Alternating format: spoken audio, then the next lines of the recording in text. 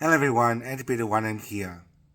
I'm doing a really serious video on the idea of what would happen if I was suddenly to become disabled in a very physical way tomorrow and how my life would change.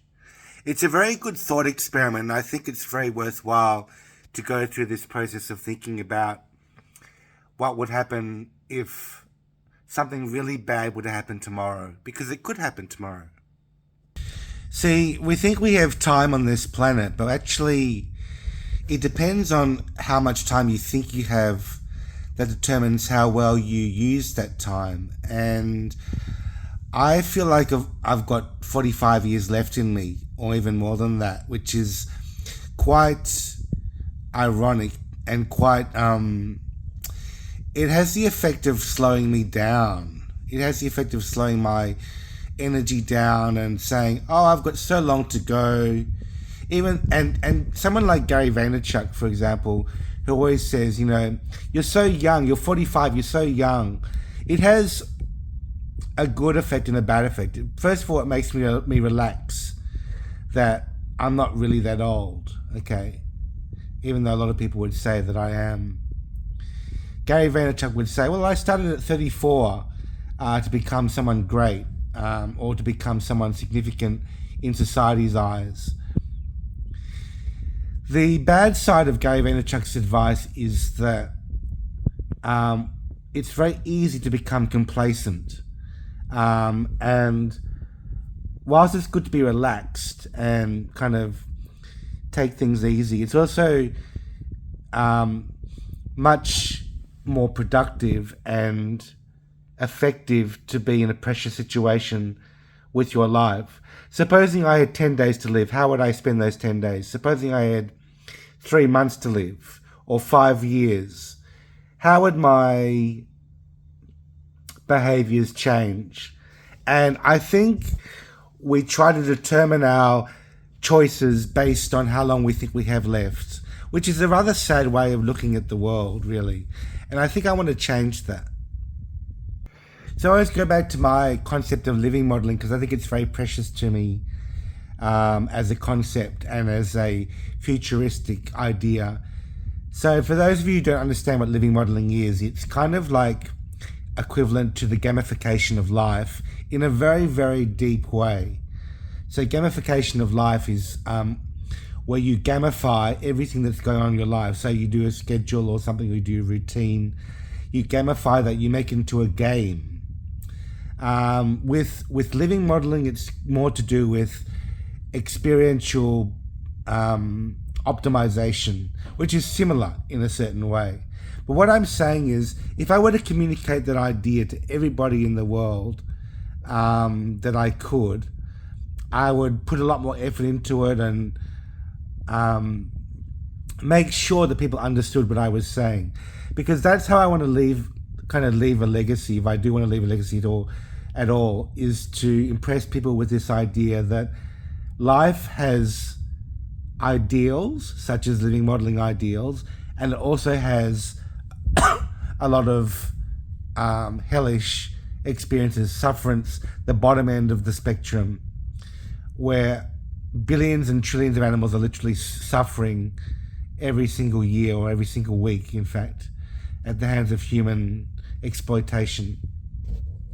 So whilst I have imparted my beliefs in living modeling in several ways, I haven't really tried very hard to market that, except perhaps on YouTube. I've got a playlist that has my introduction to living modeling. Not many people want to watch that, and most people don't really understand what I'm talking about, which is a bit of a shame, really. But supposing that I were on death row, and I was on the slaughterhouse floor, and I had 1 day or 24 hours to do something really important before I was on the slaughterhouse floor or something. That sort of pressure really does have an effect on your decision making. And I have done something this week which I'm kind of proud of, which is to compile my Animal Holocaust poetry book, which is a collection of my Animal Holocaust poems, and submit that to various publishers.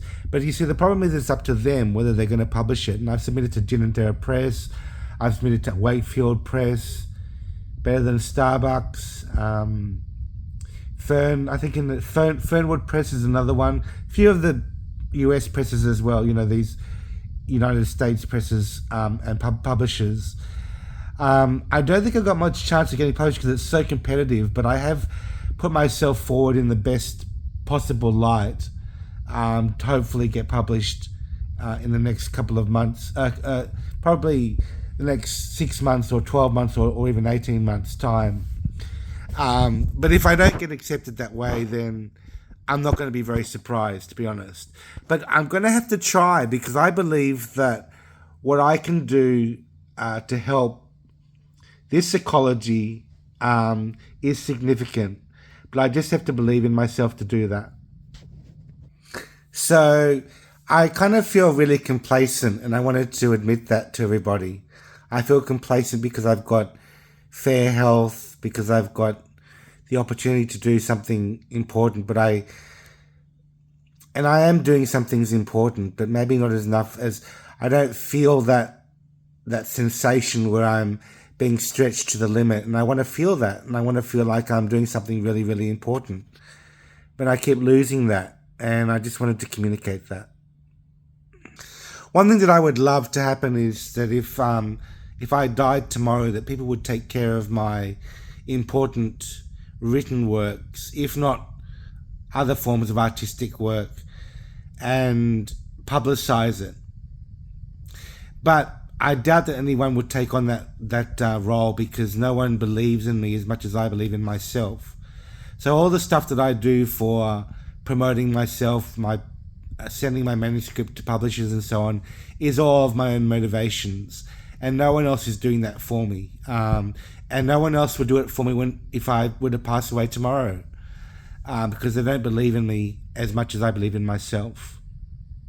So I'd like to link in the description and maybe above as well the video I did on how I can improve my activism, because that really is the number one concern for my personal energy and what I want to do with myself. So it comes back to the same question: how am I going to improve myself and create the biggest effect on other people? I will see you next time with more news. Bye for now.